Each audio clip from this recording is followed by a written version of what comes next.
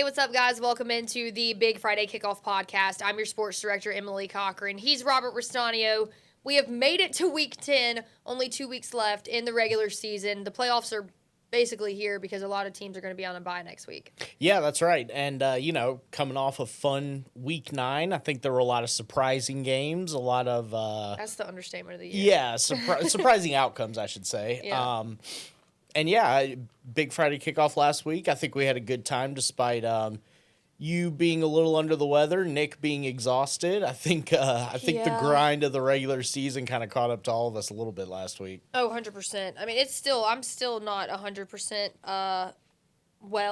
yet. I still have just got some type of cold, sinus, something going on, trying to fight that. But we're in, like, the best part of the season, in my opinion, so there are no sick days. There are no days off. There's no time to rest. That's right. The pedal is to the floor, so, we're still battling through. I think Nick's feeling a lot better today than I was. Yeah, he seemed a lot better, although, he followed it up with me and him followed it up with a 6 a.m. night on Saturday, so because of severe weather. And I didn't even get home from Tuscaloosa until like 4:30 yeah, I was about in to the say, morning yeah. on Sunday. So it's just been a very long season, and it's definitely been catching up with us. But we don't stop around here. Can't stop, won't stop. That's right. But yes, we had a blast out at Fairhope. Now, I will tell you, the bugs out there by that pirate ship, I didn't know they could get that far out in the ocean. Right. But we had so much fun. Like, that's Nick's alma mater, so he's a little more jazzed up, which in turn makes me more jazzed up. It's just a huge rivalry game. The atmosphere out there. I mean, people started putting chairs out there when we were there during the 3 o'clock show. Yeah. Like, this is a huge rivalry game, and I wasn't really sure which way it was going to go, just because Daphne and Fairhope are so evenly matched this season, in my opinion. And so for Fairhope to come out with the win in that one, 38-21, Yep. I believe was the final score. Our player of the week, Trey Gardner, came out of that game. I did not realize that he was 6'6".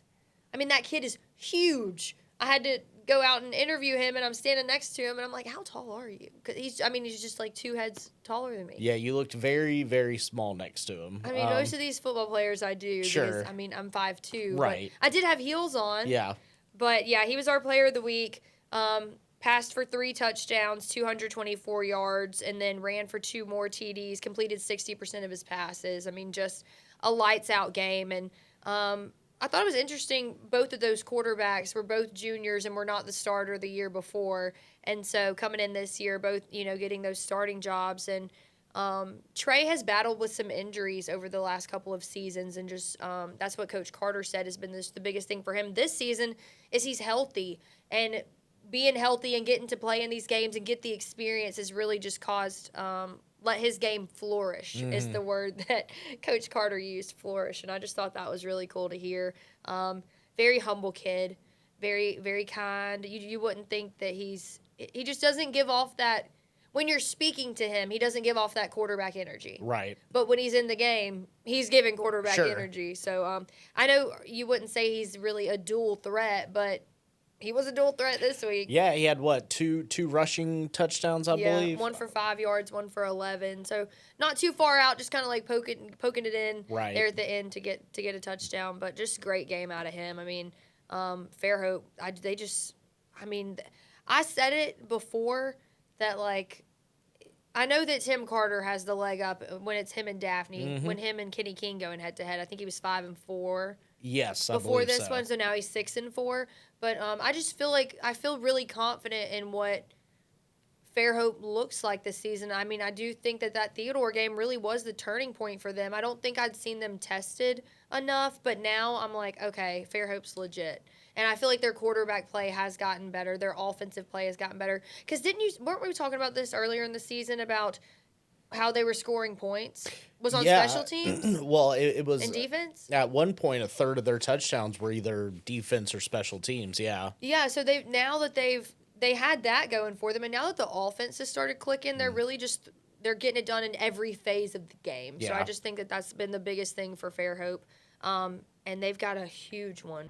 I want to talk about kind of how you started the season and where you're at now, and then going into this week, how important it is. I mean, y'all have just been firing on all cylinders. Just talk about what's been working and what you've seen out of your guys. Well, we started off a little sluggish, but we had a lot of guys in new places. I've got a great senior class, and they just made a commitment, and it goes all the way back to last winter, that they wanted to kind of turn the worm around here and let's play a little better late in the year. And, we really have we've had good early seasons, but we've kind of folded a little bit or just kind of fizzled as it went later in the year. But I think the Theodore win in Game 6, where we just showed that we were a little bit different this year and playing a really good team and winning in the fashion that we did. And, we've been in all the ball games, especially the MGM game could have gone either way. But the way our guys rebounded and came back and played the rivalry game with Daphne just shows a lot about their character. A huge one this week. I mean, it doesn't stop. You're rolling right in. Probably this is the biggest game of the season for you guys. Just talk about how you feel going into this one. Give me a little bit of a preview. Well, I don't know that I ever feel good, but I do like the fact that our kids are just continuing to play good together. We play well in all three facets, our defense, our special teams, and then, of course, now offensively has kind of completed us a little bit. But we got a great test against Baker.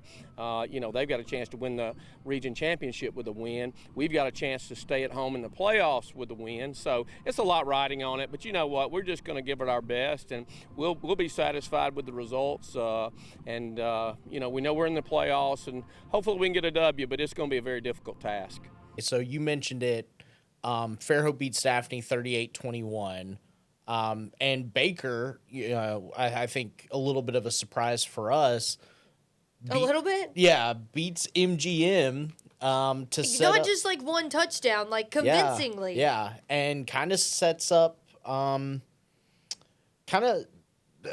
this situation where Baker can either win the region by beating Fairhope this week or finish fourth if they lose. You're either first or you're last or in the you're region. Last, yeah. And Ricky Bobby. And not just beating MGM, but Fairhope beating Daphne really, really also made this possible, because had Baker had Daphne beaten Fairhope, this would not be the same situation. Well, and yeah, I think it almost would have been a three-way tie, because then you would have had Baker had beaten MGM, but Daphne had beaten Baker, and MGM had beaten Daphne. So it would have been a whole mess. But right now, I mean, 7A, the playoff picture is basically just going to come down to this Fairhope-Baker game. I mean, I think Daphne, no matter what happens, is the number 3 seed. I think so. And then, but if Fairhope wins, they're going to get to host a playoff game. They'll be number 2. MGM will be number 1, and then Baker would drop to number 4. Yep. If Baker wins, because Baker has that win over MGM, Baker would be number 1. MGM would be number 2. Fairhope would Fairhope go to 3, and then Daphne would go to 4. Yep. Okay, so Daphne wouldn't be 3 no matter what. Right. Yes. So Daphne's just waiting to see where the chips fall. That's right. I mean, MGM obviously doesn't want to lose, right. But Fairhope wants to win and Baker wants to win. That's the biggest. Those are the biggest moving parts in this this game of chess, it seems, that we're playing. So huge game out in West Mobile this week. Yeah, and this was a game where it kind of seemed like Baker really keyed in on the MGM run game, which has been kind of the main strength of their team all year. Cameron Smith, I mean, he had 18 carries for 56 yards. That's got to be his least impressive performance of the season. And they kind of forced Jeremy Manhinnett to beat them. And, he was 9 for 18, 232 yards, touchdown and interception. Not terrible numbers. But Tate Graham on the other side, 230 yards, 4 touchdowns. He had a heck of a game. He did. Him and Katori Marion, just that duo, they connected, 4 times? Yeah, for 4 touchdowns. Yeah. That's crazy. And that was a really good game for Tate, a game that he needed. Yeah, it was. And Jalen Wheeler, Miles Johnson, they led the rushing attack, which totaled 34 carries at 7.8 yards a carry, 2 touchdowns. So Baker, really impressive performance right there. And yeah, I mean, this last week, Baker and Fairhope, they're not just playing for seeding purposes, but this is going to determine whether either of these teams travel for a playoff game or host a playoff game, which is so important when you get to this time of the year. Yeah, you want to host. You want that home field advantage. You want your full band there. You want all your fans. Yep. I mean, that you don't want to have to be on the bus for that long. That's right. At the end of the day, these are high school kids. You know what I mean? They're still kids at the end of the day, and there's that comfort of playing at home. I mean, it just changes your mindset going into a game. It's tough playing on the road. Not just it's tough playing on the road in the playoffs. Heck because you got to go up to Montgomery in Yep. the Montgomery area, and that's just yeah.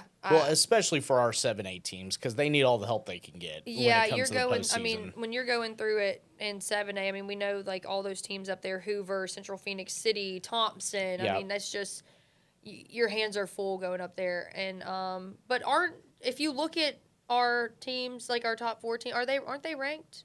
Yeah, so I think you should mention that. Yeah, the new Sports Writer poll that came out today, Mary G. Montgomery is 7th, Baker is 8th, Daphne is 9th, and Fairhope is 10th. So, Isn't that crazy? Yeah, that's kind of wild. Like, I wonder historically, when's the last time know. that any of our teams from 7A Right. were ranked all at the same time? Could be a historic moment for old 7A Region 1 hey, down here. could be. You never know. Yeah. So 7A, like we said, this week it's going to be, it's going to be all about this Baker Fairhope game, and I'm excited to see what happens. Yeah, I think it's going to be interesting. No matter which way the chips fall, like, it's going to be an interesting outcome regardless. Just because there are so many, because of just this one game, how many different ways it can go. Yep, no doubt. For these teams. So, Well, I think it would be cool specifically for Baker because it's Eric Scott's first year as a head Sure, coach. yeah, Like, absolutely. that would be cool. But at the same time, Fairhope. When's the last time Fairhope hosted a playoff game? It's been a while. Know. I don't even know. I'm not sure how many playoff games has Tim Carter won at Fairhope. I'm not even sure. I would have to look on the Alabama high school football history website. But because Yeah, he's 0-7 in the playoffs at Fairhope. So that would be an opportunity to change the outcome there. Absolutely, yeah. But just first year for Eric Scott, like that's pretty cool. So Heck yeah. I mean, I'm sure old Derek Scott, his brother over at Foley, is like, all right.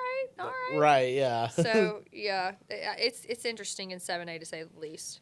Yeah, so let's that pretty much puts a pin in 7A. Let's move on to the craziest region that we have to kind of deal with, and that is Chaos. 6A. Pure chaos. Probably the biggest win last week. McGill beat St. Paul's 41-17. 41-17. When I came in, because I went out and shot the Gulf Shores Theodore game. And when I came back in to do the halftime show with you, like, I'm not getting to look at any of these scores. I mean, my Apple Watch is going off, and I'm getting some Twitter notifications, but I'm busy shooting highlights. Like, I really don't get a chance to, like, hone in and look and see what the scores are. So I literally get back, pop into that room, you pull up the scoreboards, and as I'm live with y'all, I'm seeing these scores for the first time. When I saw the McGill St. Paul scoreboard, my jaw hit the floor. Yeah. And the thing is, like, I'm not on camera, thank God, because you've got the scoreboards pulled up. But I'm literally like, I could not believe it. I absolutely could not believe it. I mean, good on McGill Tulin, turn up for them. But, like, it's kind of like a fall from grace for St. Paul's. Like, it just, like, there is a world in which St. Paul's doesn't make the postseason. Oh, absolutely. And if we would have looked at that like 2-3 weeks ago, I'd have been like, no, St. Paul's is going for sure. Yeah, and shout out to Ladarian Miller in this game, the junior running back from McGill, 29 carries, 136 yards. They really leaned on him, 4 touchdowns. And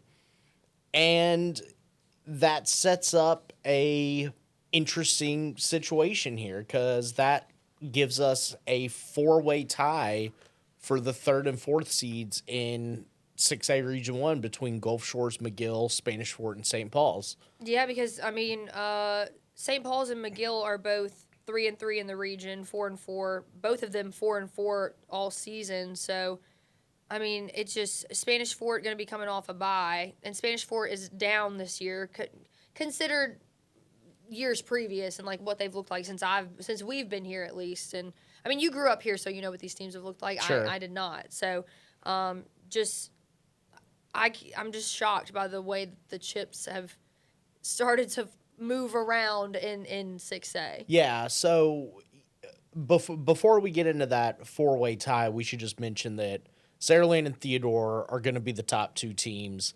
They play this week. That's going to be our game of the week. Dacian Smith will be out there covering that. At Theodore.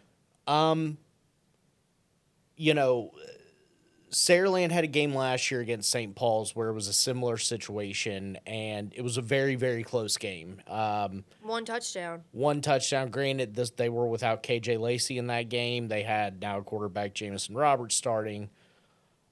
I think this game could be close, but I could also see a scenario where Saraland does that thing that they always do where you think you've got a good game coming up, and then it turns into St. Paul's. A blowout. St. Paul's 2 weeks ago where it's 54-10, and it's like, why did we even... Like, what? Why did we even doubt right, for a yeah. second? So, I think Theodore could make this a game because they're going to be able to control the ball and run the ball, and they're very run-heavy. hopefully... Very run-heavy. Hopefully for them, if they can own time of possession and make some plays on defense, then they could be in it, but...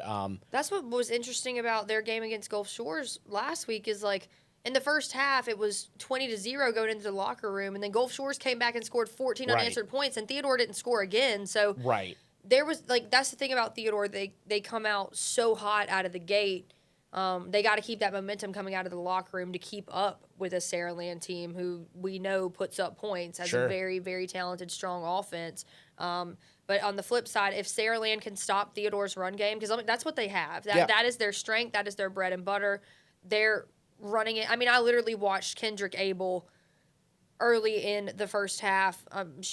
Literally, when I tell you, just it's his yards after contact for me. Like when he runs the ball, like when the defense comes, like he just powers through. Like he can literally put 4 Dolphins defenders on his back and keep running and get into the end zone. And then his team, like between him and the power in his legs and his team pushing him into the end zone, that's how they scored their first touchdown of the night. So you put the rock in his hands, like he's gonna find the end zone. But Saraland's defense is no joke. So that's what's gonna be interesting to me to see how Saraland's defense can counter Theodore's run offense. But at the same time, I mean, Saraland can't stop, won't stop. Yeah, and I realized last week I was looking at the play-by-play for the Saraland game, and a very, very good linebacker that has been at Theodore the last few seasons, Ricky Strong, is actually one of Saraland's linebackers this year.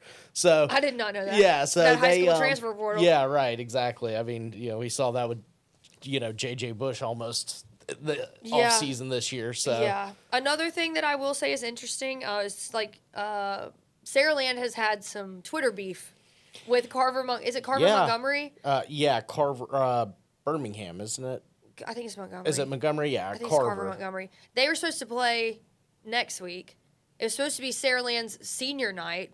Carver has since canceled this game, which we saw a statement come out from Carver football, Carver athletics, the high school, whatever. The school put out a statement saying both teams mutually agreed we're going to cancel this game, yada, yada. And Jeff Kelly gets on Twitter and responds back, I guess, to the Facebook post or the Twitter post, whatever it was originally, and said, no, that is not what happened. Right. Like, we still have refs paid, ready to go. Like, we did not want to cancel this game. Yeah. Because it was their senior night. They had all these things planned. Like, that takes planning. That isn't something you can just throw together. Yeah. Like, that's a big deal.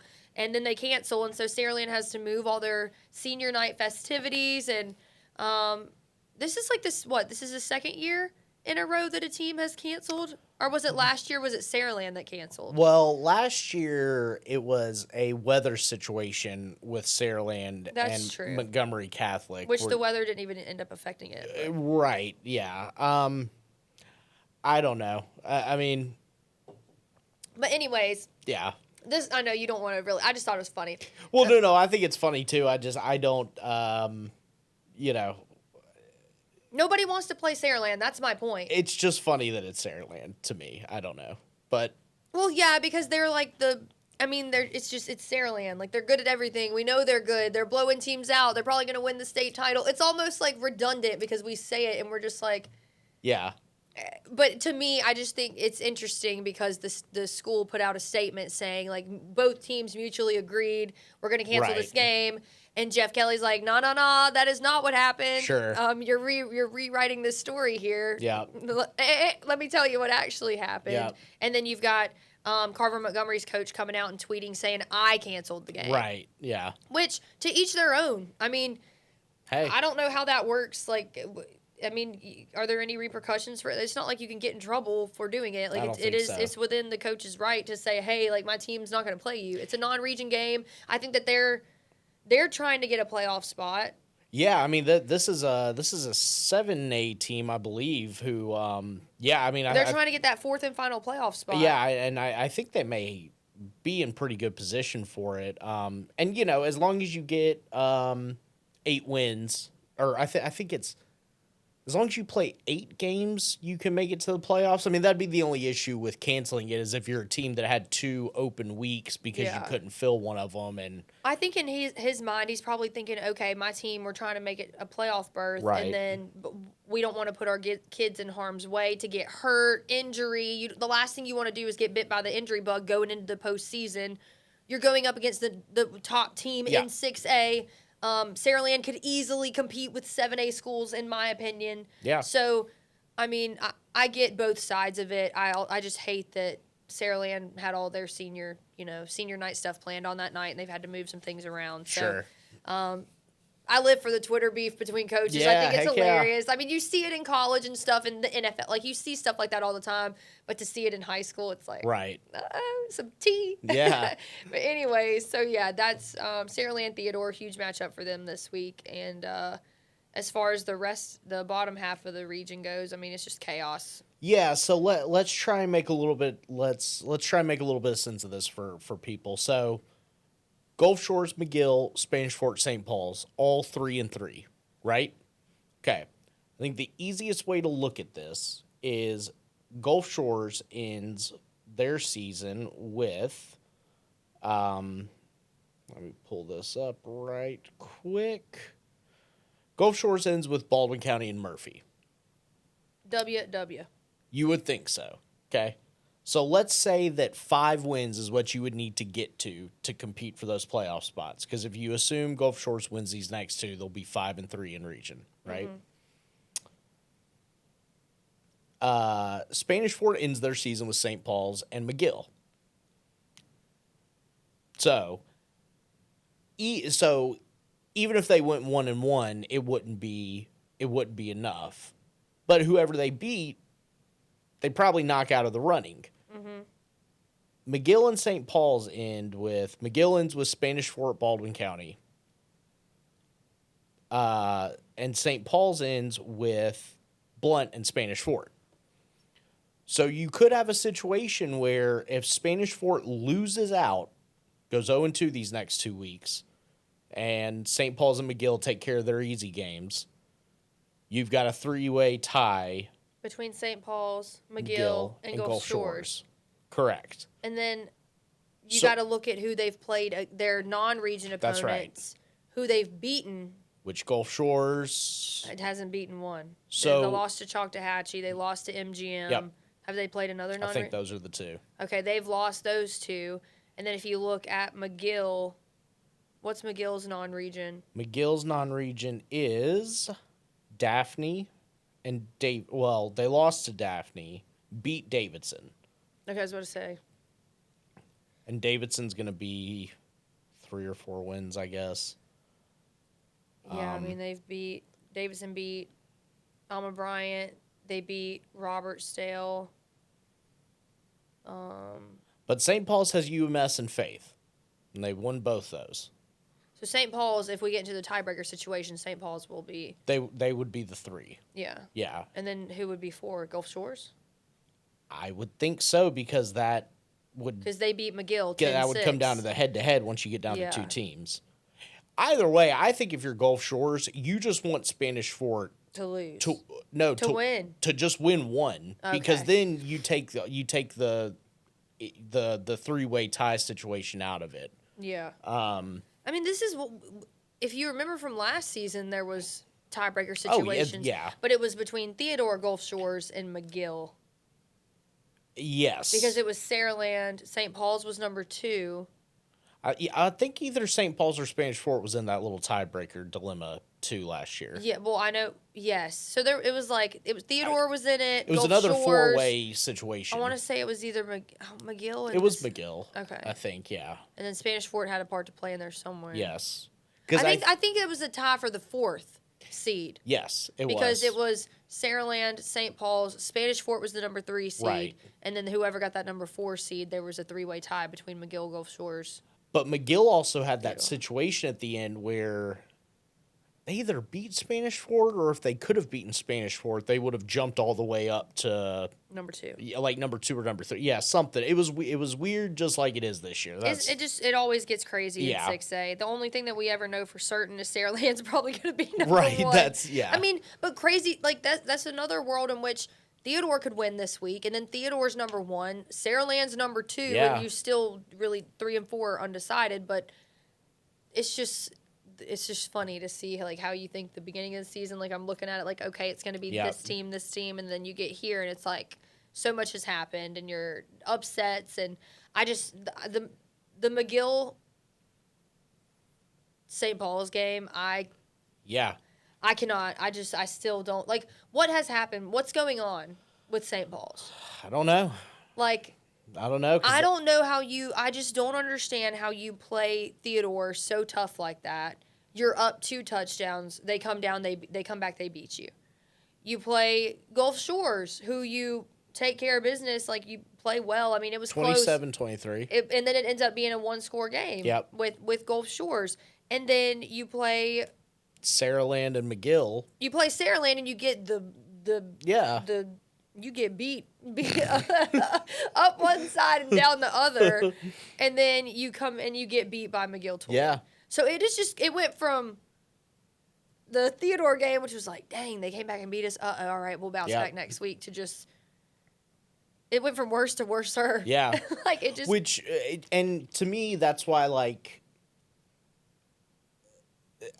we've probably talked more this year about McGill and St. Paul's, but I would not be shocked whatsoever if Spanish Fort just wins the last 2 games and knocks St. Paul's and McGill out of it, and it's Spanish Fort, Gulf Shores, Theodore, Saraland. And then they're like, Emily, Robert, we heard all that mess y'all Right, talking yeah, about us, exactly, saying we're yeah. having a down year. I'll show you a down year. Not going to make the playoffs. Yeah, Yeah. exactly. And that's what, I mean, but that's the thing, you never know, and I have to remember that it's not about how these teams start, it's about how they finish, That's right. you know? And once you get to the postseason, you're 0-0. Like, Yep. wins, losses, they don't matter. Like, it's just getting there and giving your team a shot. I mean, obviously you want to host, but Sure. we saw it last year when UMS was the number 4 seed going into the postseason, and they went in and upset, was it Beauregard? Or was it Headland? Yeah. Let me. All I know is that UMS was the number 4 seed going in. They went up against the number 1 seed in like Region 3 and upset them. Yeah. So like you just have to give these teams a shot, because a lot of these teams are like, you give me an opportunity, I'll show up to play. Yeah, no and doubt. 6A down here, we're like the 7As up there. Our That's 6As right. down here, you go head to head with us. Like, it don't matter if you're the number 1 seed, number 2 seed, number 3 seed, number 4 seed. Like, our guys come to play. This is the SEC of high school football down here. And yeah, they beat Demopolis and Andalusia before losing to Viger. interesting. So Interesting. And speaking of 5A, I got a nugget. okay. Williamson is ranked number 1 in the state in 5A for the first time ever in the history of their program. There we go. And I just want to say congratulations to the Williamson Lions. They've been chipping away these last, few seasons. And we've talked about how strong their defense is. And I just think this is a really awesome moment for their program. So shout out to the Williamson Lions. Yeah. That's awesome. And they are ranked number 1 after beating the previous number 1 Viger in a classic overtime game, 22-14. It was a good game. Yeah. It was a good game. The Viger sitting at number 2. They're still one of the best teams in 5A, but I think we both probably were leaning Williamson coming into this game. I know I was. And Viger, this game was a lot closer, honestly, than I thought it would be, even though it was number 1 and number 2. I kind of thought Williamson might win this by 2 scores or whatnot. But yeah, and there's a world in which they play again.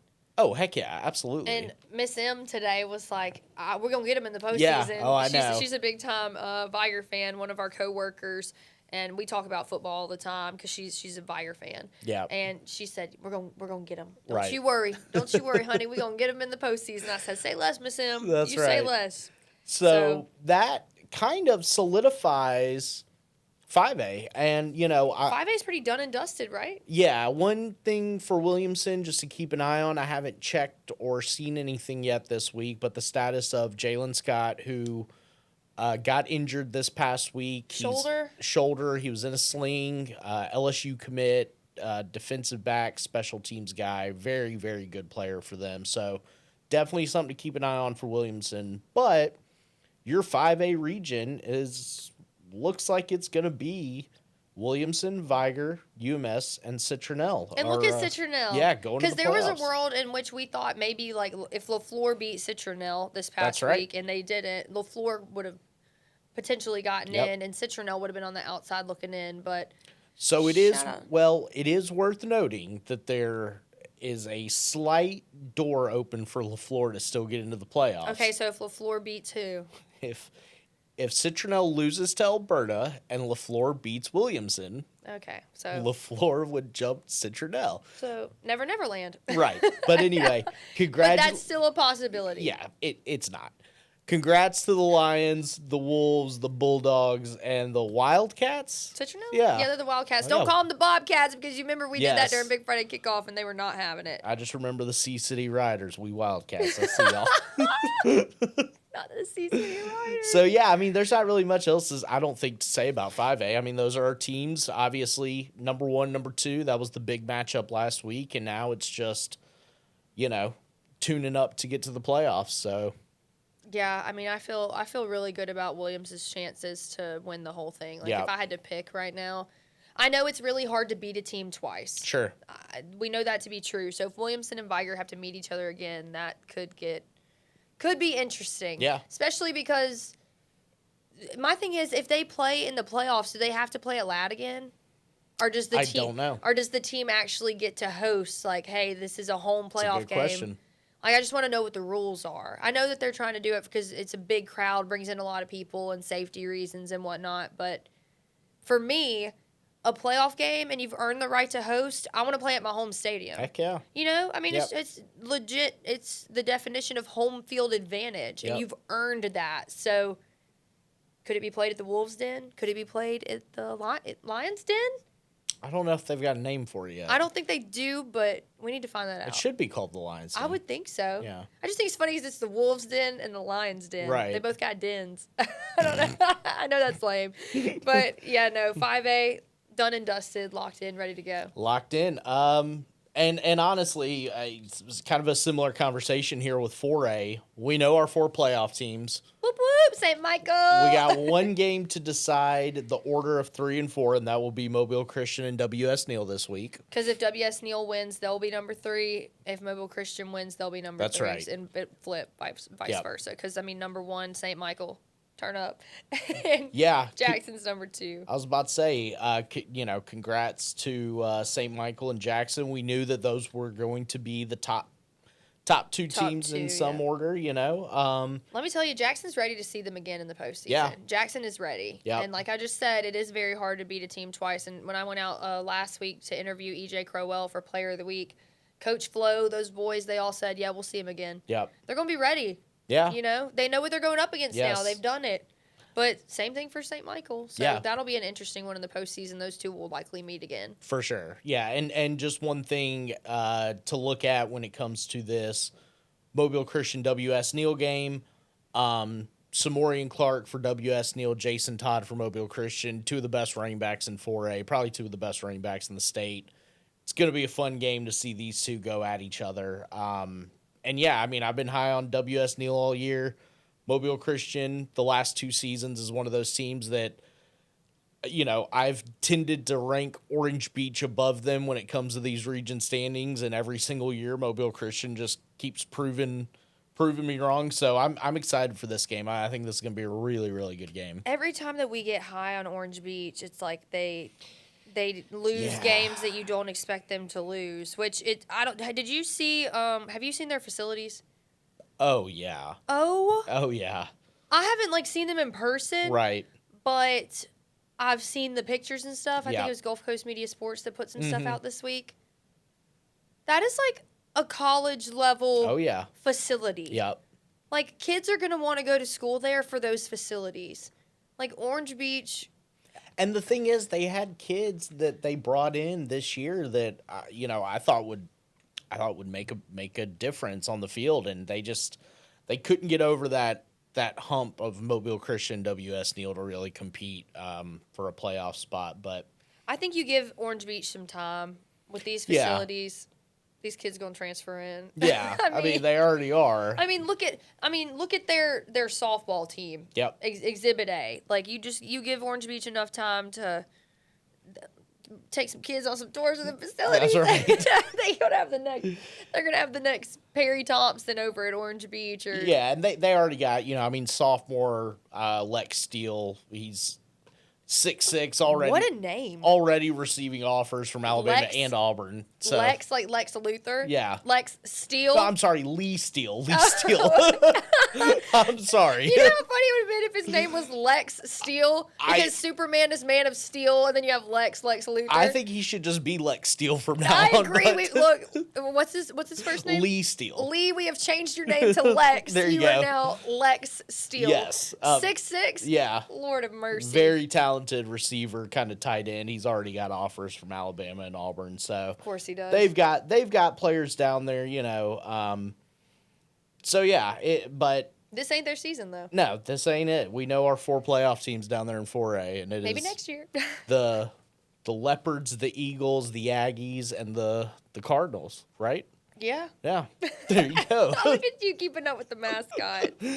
Oh, man. Bless it. All I right. did read something today that Phillip Rivers made it to the next round of the NFL Hall of Fame. Good. He deserves to be in. Him and Willie Anderson, who played for Viger, Mm-hmm. both of them made it into the next round. I guess as far as voting goes, you got to go through rounds and stuff like that. Right. I don't know enough about the process to say one way or another. I think Drew Brees, too, made it to the next round. So just a little side note since we're talking about the Cardinals. There you go.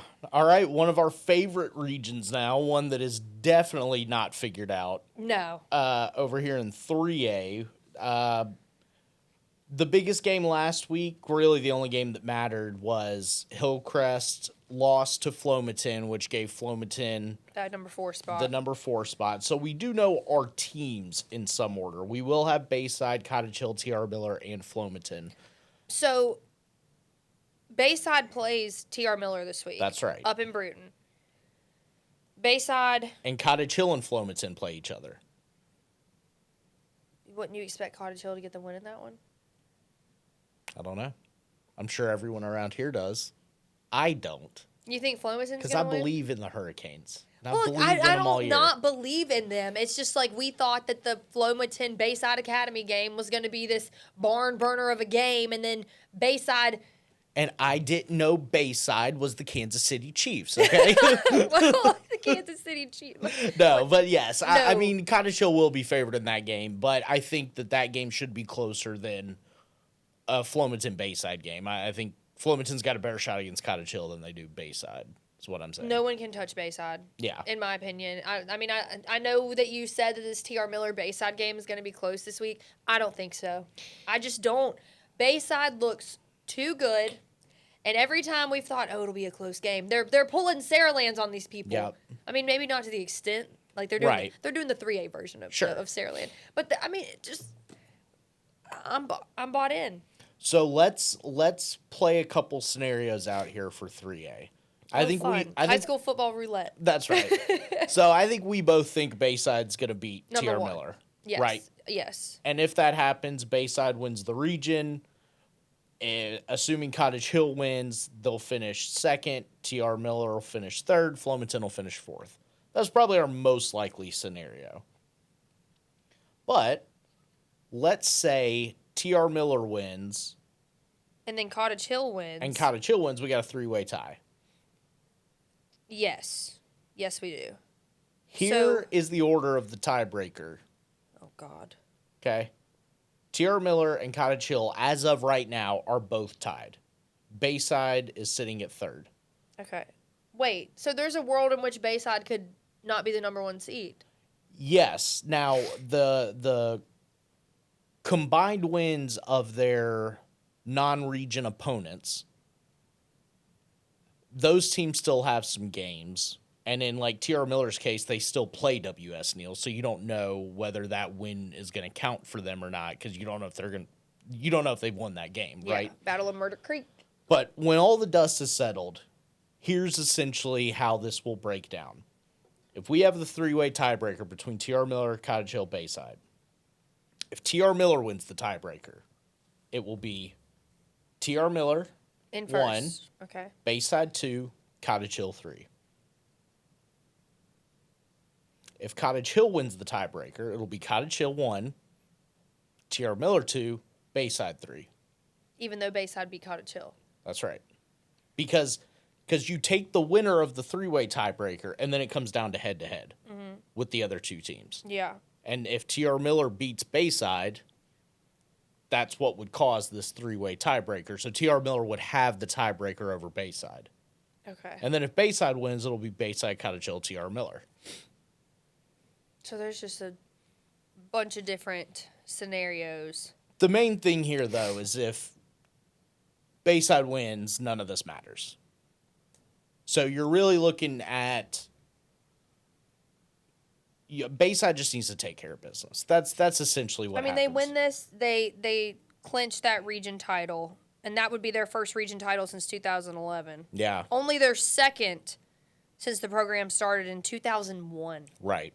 So it could be a big history-making night for Bayside Academy. Here's the thing. We love Bayside. Yes, we do. Davis Barnett, shout out to the quarterback. He's one of our former Player of the Weeks. That's right. I mean, We think Bayside is extremely talented and has a Absolutely. legitimate shot to win state in 3A. Yes.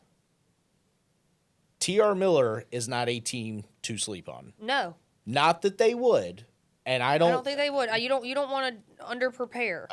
This T.R. Miller team is not as good as they have been the past few years, in my opinion. Yeah, I mean, they don't have, like, a Miles Johnson they just don't have that, like, flashy player that, like, stands out and is the name you're hearing every But you're week. still playing at their place, and they are still a playoff team with a lot of pedigree. With Ronnie Cottrell as And your Ronnie head coach. Cottrell is the head coach.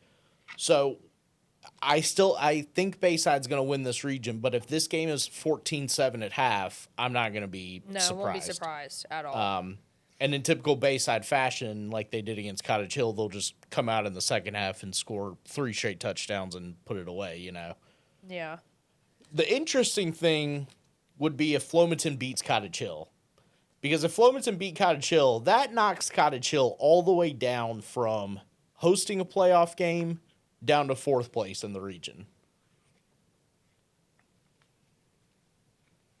This is like a game of chess that I would not be able to participate in because there's so many. If T.R. Miller were to win, I guess. Because then you'd actually have... Then you'd have a 3-way... If Bayside beat T.R. Miller and Flomaton beat Cottage Hill, then you'd have a 3-way tie, I think, between Cottage Hill, T.R. Miller, and Flomaton for 2nd, 3rd, and 4th. Interesting. So anyway... I saw where someone, like, I'm not going to say who, but I've seen where other people, they're picking Bayside, and they've picked Bayside 35-14. That's about what I would think.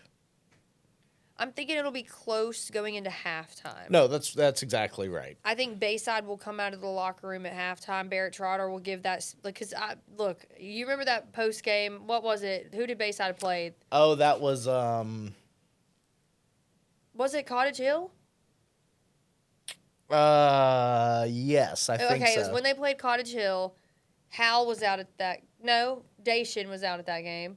Yes. Got post-game sound with Barrett Trotter. Yep. And even though they got the win, let me tell you, Barrett Trotter was not happy. No, he There was was no not. light in his eyes. He was angry, like, yeah, we won, but it wasn't good enough. That's okay, right. fair enough, Coach. I'm picking up what you're putting down. So I could see them going into the locker room, it being like a 14-7 game at half. Yep. And then Bayside comes out of the locker room, they get a butt chewing by Barrett Trotter. And Yep. next thing you know, it's 35-14. That's right. So, interesting.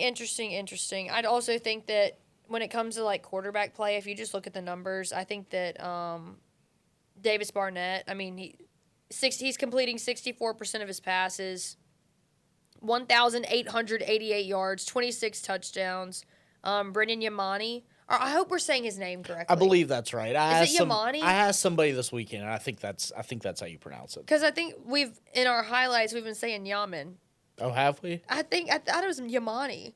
Brendan Yamani. I think it's Yamani. Okay. The IMG transfer. Yeah. Yeah. Yeah. He's got 5 rushing TDs. You got Will Collins. And then, but they do it all over with their offense. Like, they have 8 different receivers that have at least 1 TD reception each. So they're moving it all over the field when it comes to, like, how they're distributing the ball.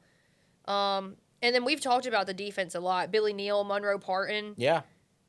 Noah Kane. Yeah, and they've only allowed 27 points combined in their last 4 games. Yeah. That is insane. Yeah. That defense is ridiculous. Yeah, it's like less than a touchdown a game. I mean, what? Yeah, I mean, I think this one could be a tad bit interesting. You know what I'm also looking at? T.R. Miller, they were on a 2-game losing streak. When they played Excel, it was only 21-14. Yeah. Like, that was close. And Excel's not... I know. Excel is not, excelling. Right, yes. So... Something like that. Yeah, I don't know. I mean, you can see that T.R. Miller's putting up points, but they're also giving up a lot of points. Like, it... Yeah, their defense definitely lost a lot last year. And, I mean, their offense did too. But And they beat UMS last year. Yeah. And then this year they get beat 29-6.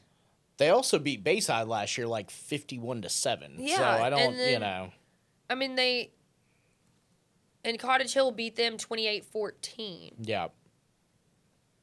So, yeah, I'm thinking about it. I really think that Bayside got this one in the bag. I kind of think so too. I mean, but you never know. I know. You're right. But so yeah, that'll definitely be the game to watch in 3A. All 4 of our playoff teams play each other. So T.R. Miller's coming off a bye. That is true. And it's at home. Yeah.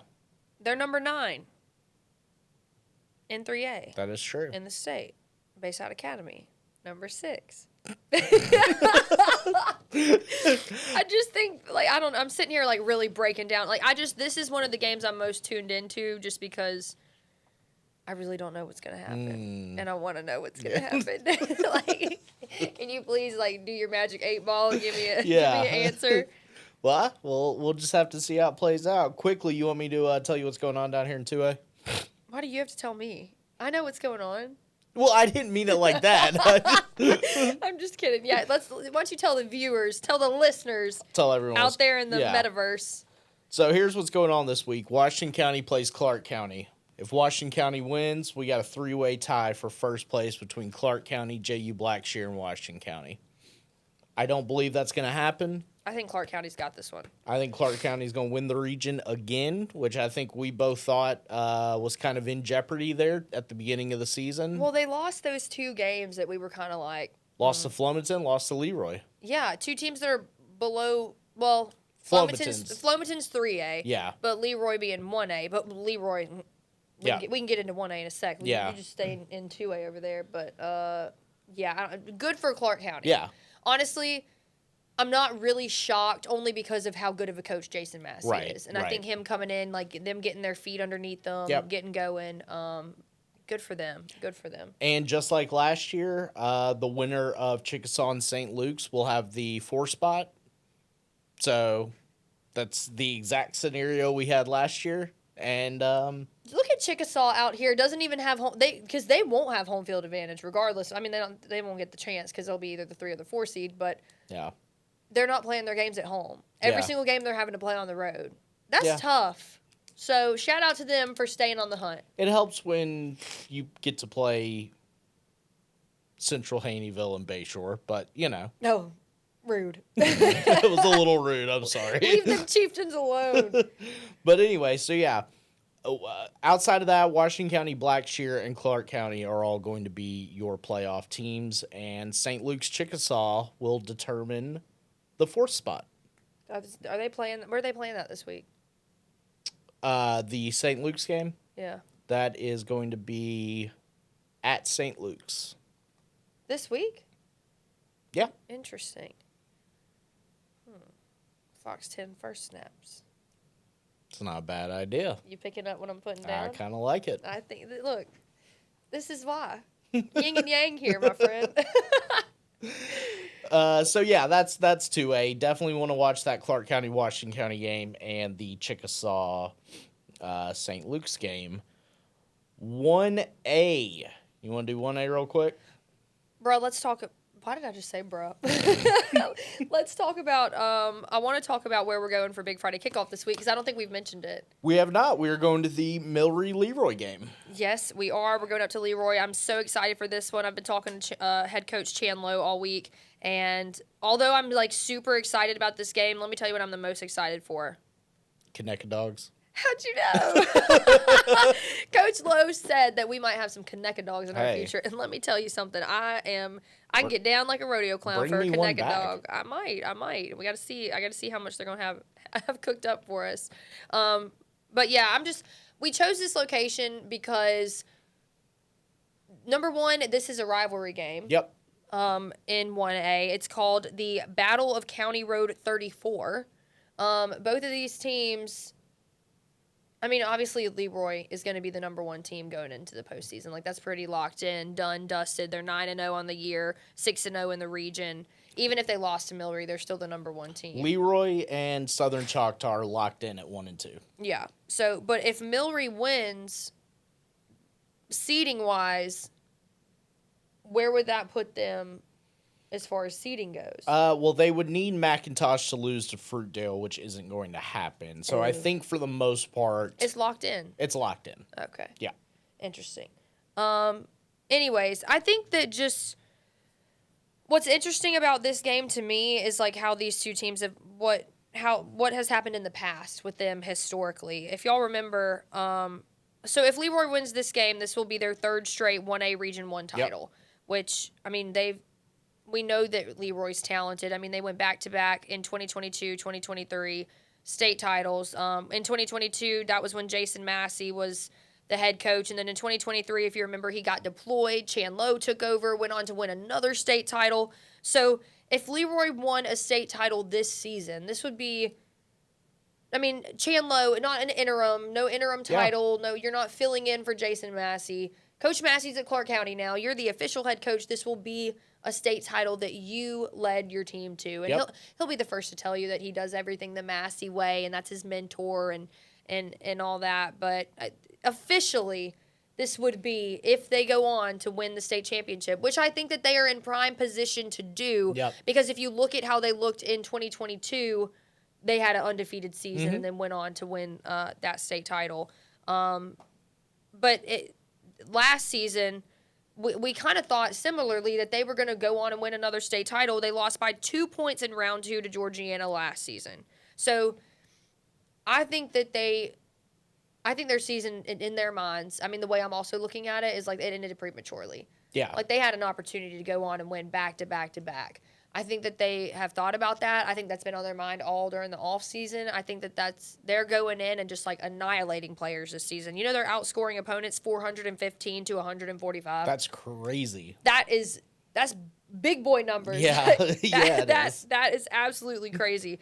I think you told me this. They have the third best offense in the state in 1A. Yep. And then they have the 13th best scoring defense. I think it's the 6th best offense, but either way, it's still up there. But I asked you this. I was like, 13th. I was like, is that good? You said, yeah, it's out of 50-something teams. Yes, yeah. I was like, okay, right, fair enough, yes, fair enough. Yes.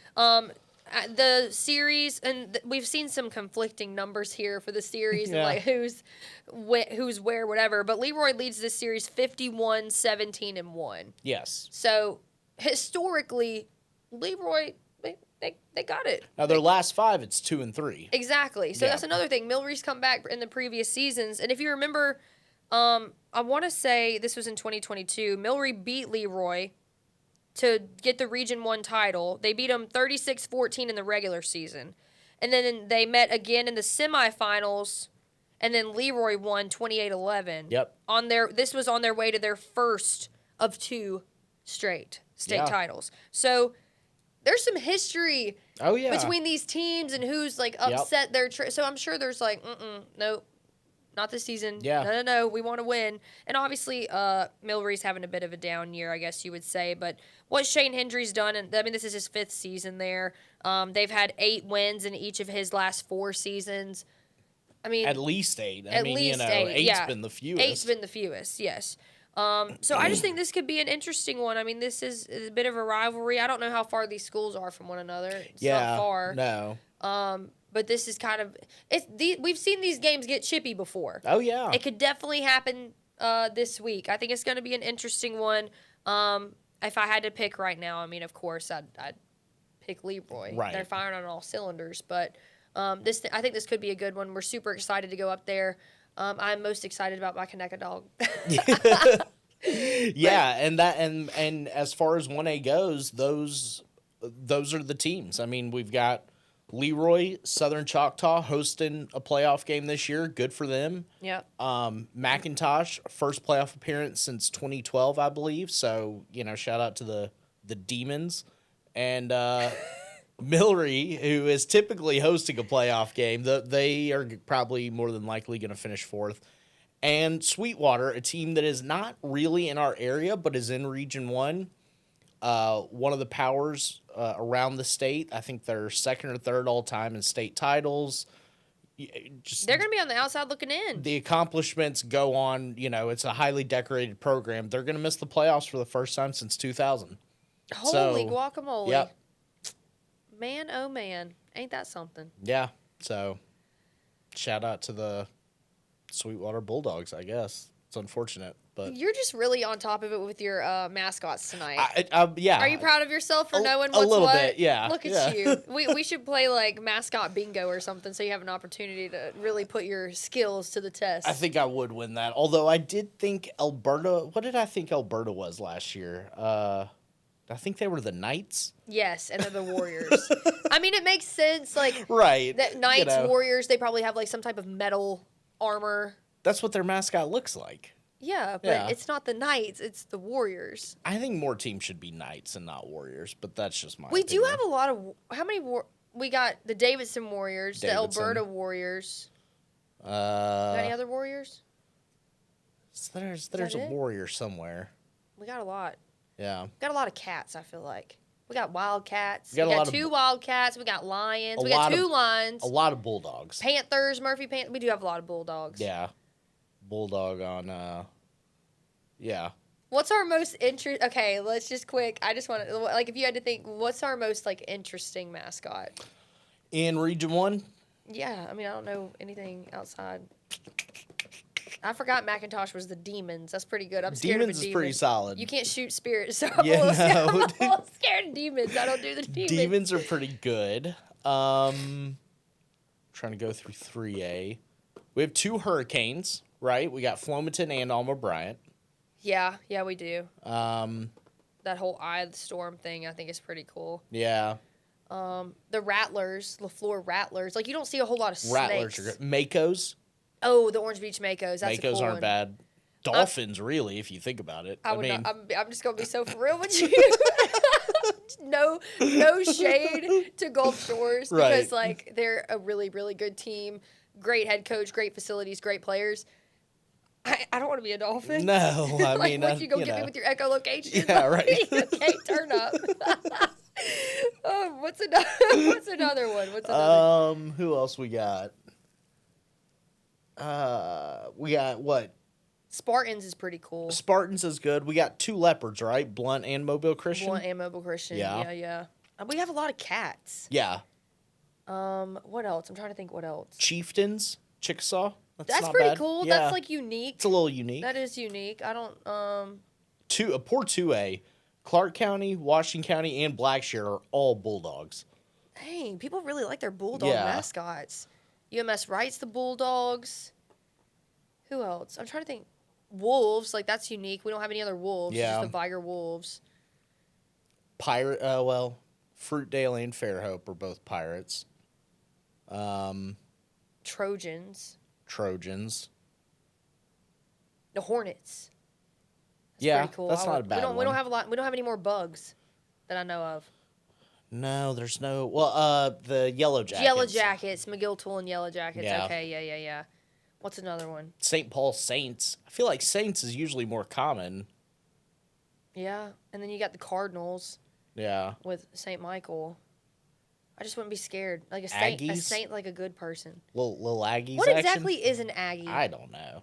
Like Texas A&M is the Aggies. Right. What is an Aggie? I don't know. Is it a person? Because their logos are much different, so. Whoa, much different. Yeah, they're like a little yellow dude Yeah. with like a piece of weed Right. hanging out his mouth with a purple hat on. Yeah. Agriculture? Does that have to do with agriculture? I guess.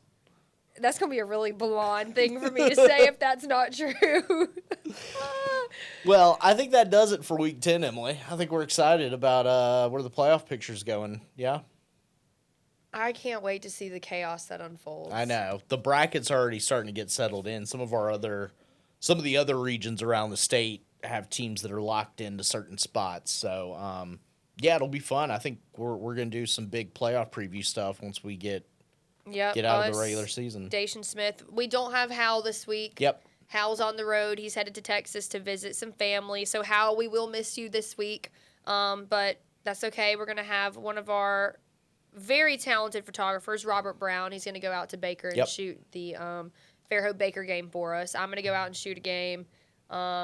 We're hopefully going to get out and get the Spanish Fort McGill game because of just the playoff implications in that one. No doubt. And then Fox 10 First Snaps might have to be out at St. Luke's. Yeah, may have to send her out there. Might have to send her out there. And, of course, we're going to be up in Leroy for their matchup with Milry. Definitely looking forward to that. Can't wait to get me a Connecticut dog.